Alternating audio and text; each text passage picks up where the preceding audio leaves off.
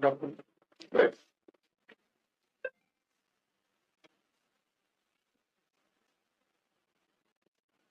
अलवेल सिंह, जी sir. आपके नाम का मतलब क्या है?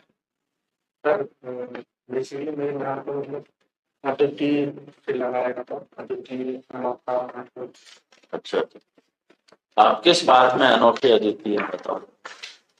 सर मैं अपनी कार्यशैली को लेकर, जैसे कि मैं गवर्नमेंट एम्प्लॉई 2012 में अपॉइंट हुआ, इसके साथ साथ मैं 2012 से 2000 वर्तमान तक कंटिन्यूस स्टडी में भी, और अपने साथ में अपने जॉब को भी देखता हूँ, फैमिली टाइम भी देखता हूँ, तो कुछ एक्स्ट्रा चीजें भी करनी है।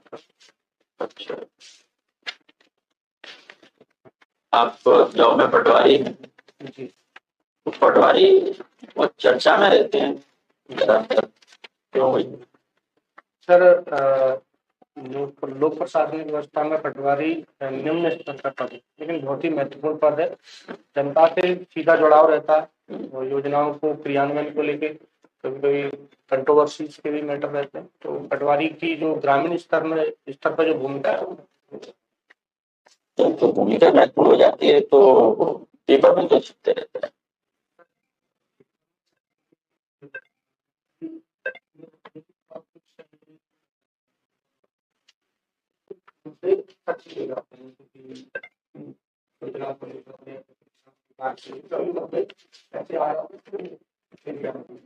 तो रिश्वतखोरी में ज्यादातर पटवारी ही पकड़े जाते हैं।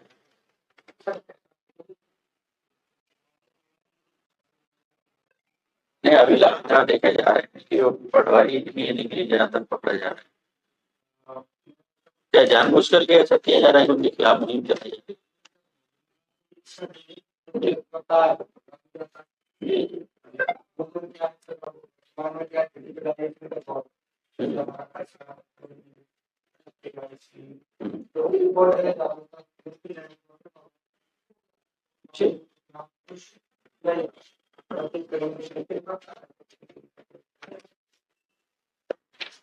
अच्छा, आपने पॉलिटिकल साइंस पढ़ा है, पॉलिटिकल साइंस में क्या पढ़ा आपने? मैंने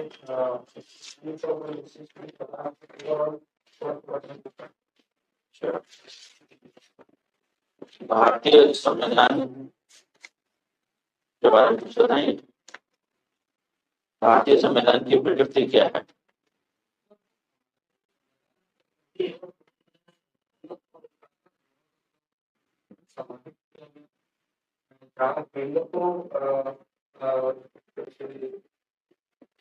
अर्थव्यवस्था में, विदेश नीति में और सरकार जनता के वही राज्यों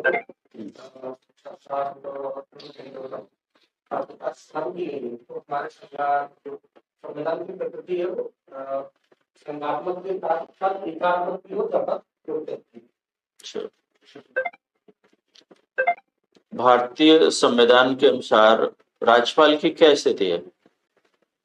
सर राज्यपाल केंद्र द्वारा राज्यों में राज्य की विधानमंडल में सीएम और उसके कैबिनेट के साथ साथ उसको योगदान मिलता है। जैसे राज्य में कभी संवैधानिक तंत्र विफल होता है तो वहाँ पर राज्यपाल एक महत्वपूर्ण भूमिका अदा करता है, और साथ ही जो राज्य से भी जो नीतियां हैं, बजट संबंधी नीतियां, नीति संबंधी प्रक्रिया राज्यपाल के द्वारा उनको संबोधित।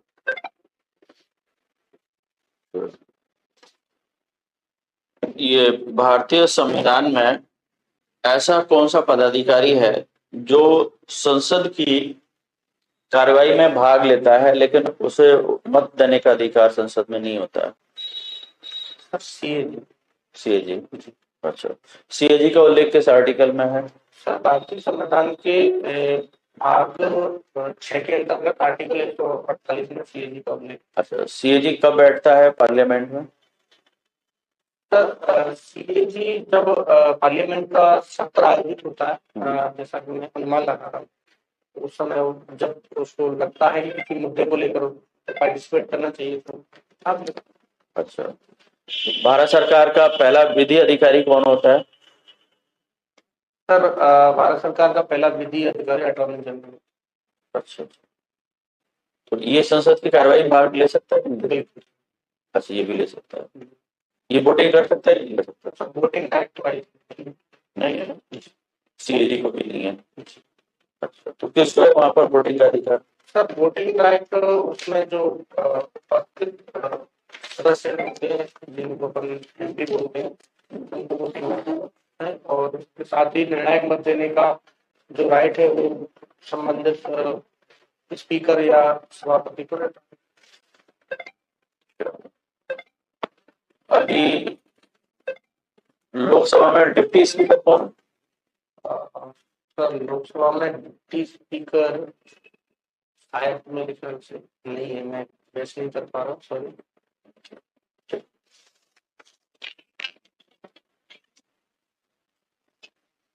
पालन जी, ये बताइए कि मध्य प्रदेश वो हमारा जो प्रधानमंत्री जो बनते हैं सबसे पहले एक प्रथा रही है कि वो एक देश सबसे पहले जाते हैं। कौन से देश जाते हैं?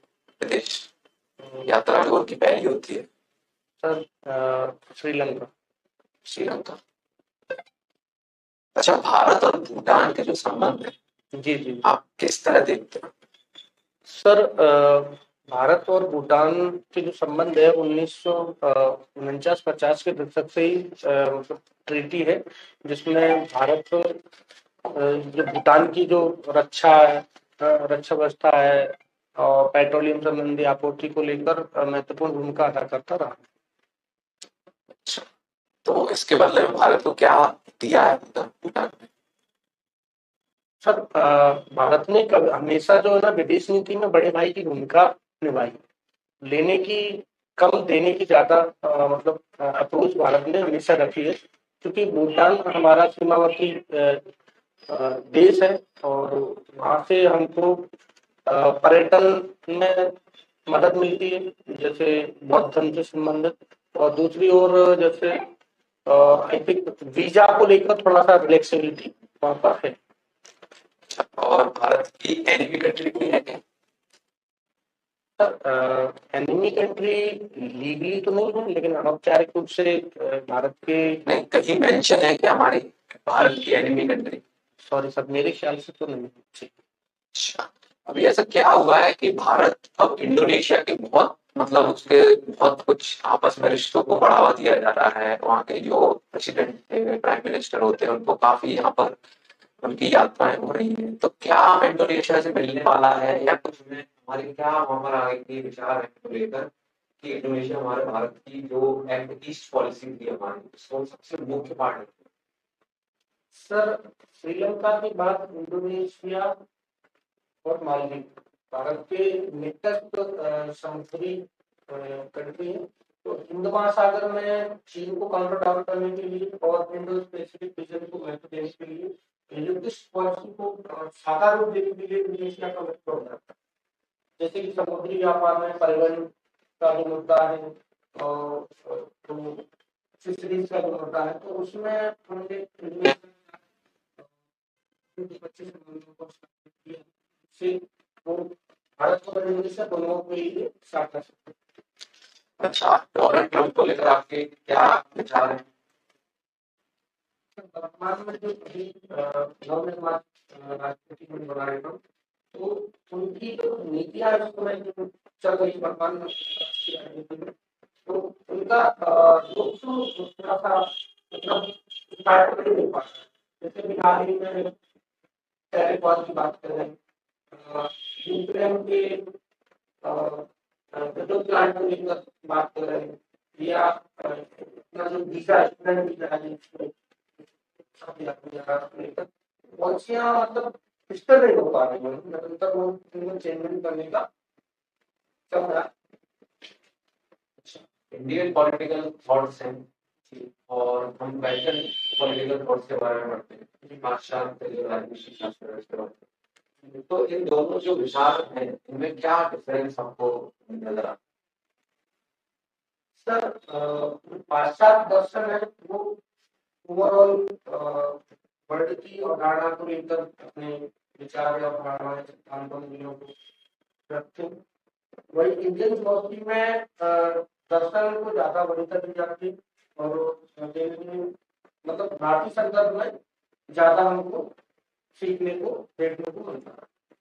अच्छा, तो रूसो का सुना होगा आपने? जी एक बैंकिंग थे, तो दोनों के विचार में क्या समानता है? हम पॉलिटिकल जब पार्टीज की बात करते हैं, पॉलिटिकल आइडियोलॉजी की बात करते हैं, तो एक चलता है राइट विंग, एक चलता है सेंट्रल, एक होती है लेफ्ट विंग। क्या डिफरेंस है? सर सेंटर ये लेफ्ट और राइट की विचारधारा है जो बेसिकली लेफ्ट में पार्टी के या जोड़े की वो पदाधिकारी बैठते थे जो मतलब गवर्नमेंट की नीतियों का तर्कसंगत विरोध करते, तो राइट विंग शुरू करती थी जो गवर्नमेंट की नीतियों को सपोर्ट करती थी। हमारे यहाँ जैसे लेफ्ट में अगर बात करें तो वामपंथी दल लेफ्ट में आ जाते हैं और राइट में आपने दक्षिणपंथी दल उसका बीच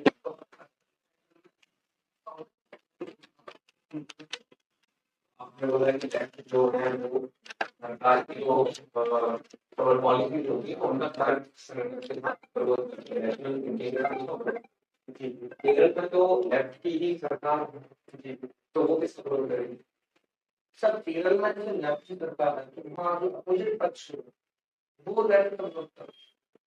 तो अपने यहाँ पे अगर एमपी में होंगे तो यहाँ बीजेपी होगी तो कांग्रेस कर रही है। तो ऐसा क्या है लेफ्ट की आइडियोलॉजी में कि जो उसको और सभी पार्टी से अलग? सब लेफ्ट की आइडियोलॉजी में एक्चुअली जो समाजवाद को लेकर थोड़ा सा चेंजेस है, जैसे कि जो उत्पादन के साधन है उनका ये मानना रहता है कि जो उत्पादक और उपभोग का जो वितरण डिस्ट्रीब्यूशन है सभी को इक्वली रूप से सभी का समान आधिपत्य है। मतलब कि जो संसाधन होंगे उस पर सरकार का ज्यादा हस्तक्षेप रहेगा। सरकार का नाम उसमें किसका होगा? सरकार सीमित अवस्था में मतलब तो फिर किनका रहेगा? प्राइवेट जो भी रहेंगे, इंडस्ट्री जो रहेंगी उनका ज्यादा रहेगा, फिर किसका रहेगा? वो वहाँ पे अच्छा चलिए, मेरे लास्ट क्वेश्चन मेरा सोशल जस्टिस हम करते हैं, सामाजिक न्याय। तो सामाजिक न्याय हमारे कॉन्स्टिट्यूशन में कहाँ है?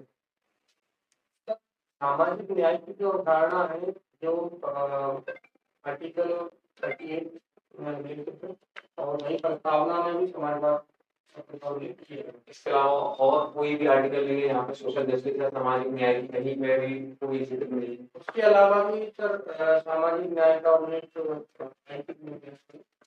आर्टिकल जैसे 338 है, 334 है, 338 है और 342 है जो SC/ST OBC के लिए और अल्पसंख्यक वर्गों के लिए भी समाज में मतलब एक न्याय संगतता की बात करते हैं। तो रिजर्वेशन नहीं है क्या पार्ट सामाजिक न्याय? बिल्कुल है सर। तो वो कौन सा आर्टिकल? रिजर्वेशन सर अपना आर्टिकल 15 और 16 में उल्लेखित है। 15 में शैक्षणिक आधार पर है और 16 में योग्यता पर। जी मुझे ये बताइए डिमार्केशन का क्या कंसेप्ट है रेवेन्यू में? डिमार्केशन सर सीमांकन से जुड़ी अवधारणा है हमारी, जिसमें यदि कोई किसान अपनी लैंड को मेजरमेंट कराना चाहता है तो संबंधित न्यायालय में आवेदन करके हमको उसका डिमार्केशन चिन्हित करना होता है, उसको बताना होता है उसकी जमीन किसी। अच्छा, एक जमाबंदी और खसरा, इसके बीच में आप कैसे डिफरेंशिएट करेंगे? सर जमाबंदी को एक तरह से हम बोलेंगे B1। जमाबंदी में क्या संबंधित किसान की पूरी लैंड का घुसवारा आ जाता है, कितनी जमीन उसकी सिंचित है, कितनी असिंचित है, कितना उसका पूरा राजस्व है। और खसरे में पर्टिकुलर व्यक्ति का उसका नाम, उसका एरिया और उसके जो भी चेंजेस अगर हुए हैं उसमें, जैसे मान लीजिए उसने वृक्ष लगा लिया है या कुछ भी परिवर्तन किया तो वो सारे इन पर खसरे में रहती है। अच्छा, जैसे आप फील्ड ड्रॉ करते होंगे जी, तो फील्ड में कितने ट्राइंगल होते हैं आइडियल अगर बात करें तो? सर ट्राइंगल डिपेंड करते हैं आकृति पर।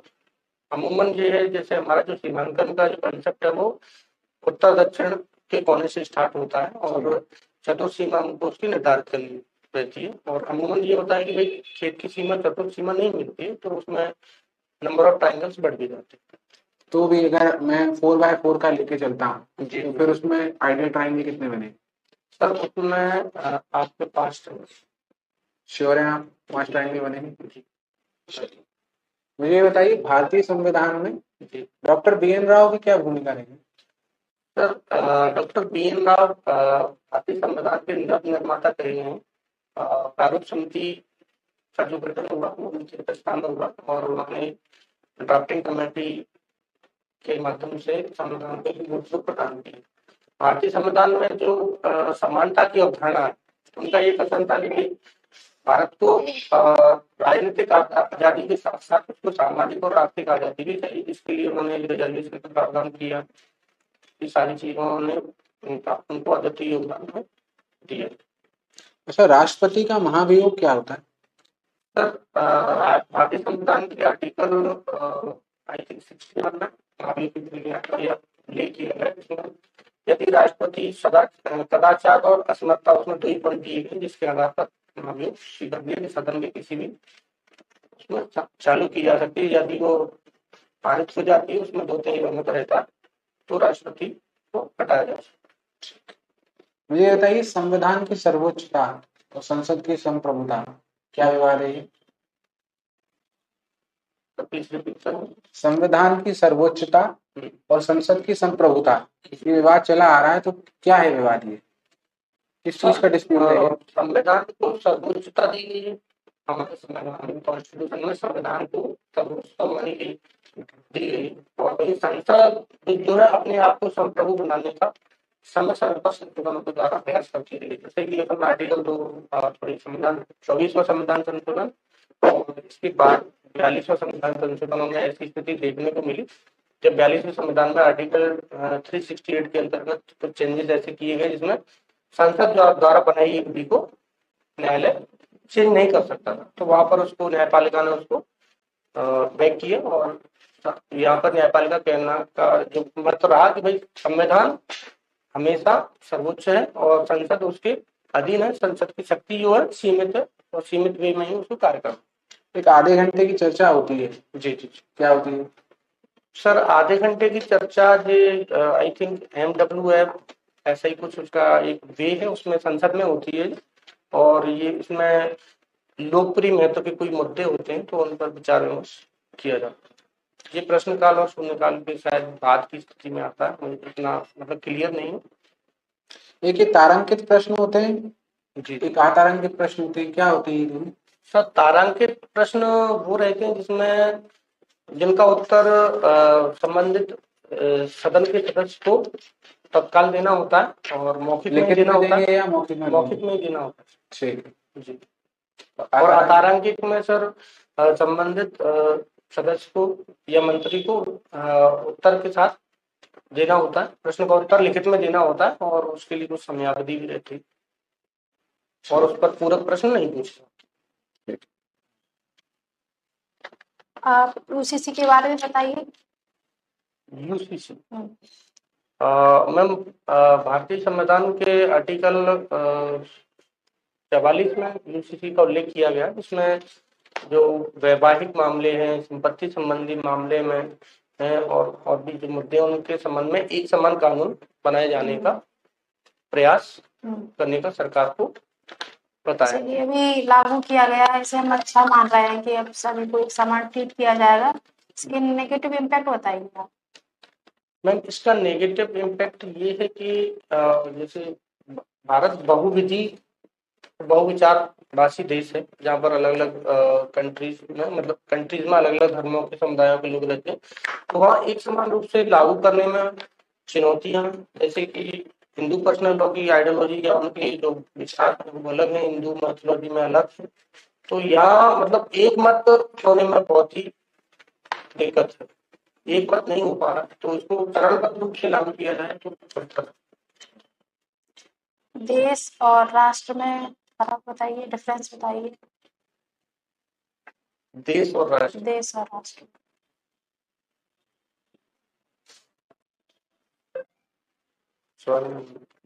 राज्य को परिभाषित बताइए, राज्य को कैसे डिफाइन करेंगे आप? हम राज्य एक निश्चित विभाग है, संप्रभुता है, नागरिक है और इसकी सरकार राज्य के अंतर्गत अच्छा, क्या भारत को देश, राष्ट्र, राज्य क्या कहेंगे भारत को आप? भारत अपने आप में देश के साथ साथ राष्ट्र, कैसे? जैसे भारत की अपनी संप्रभुता है, जनसंख्या है, वो तो राज्य हो गया, वो राज्य हो गया। राष्ट्र कैसे? और अच्छा, राष्ट्रपति शासन राज्यों में लगाया जाता है, उसके 2 आधार होते हैं, कौन कौन से होते हैं? मैम, पहला आधार ये है कि संबंधित राज्य में उनकी जो संवैधानिक व्यवस्था है संविधान के अनुरूप ना हो, और दूसरा यदि राष्ट्रपति को ये ज्ञान हो जाए मतलब राज्य व्यवस्था संचालित नहीं होती। अच्छा, कौन से आर्टिकल है?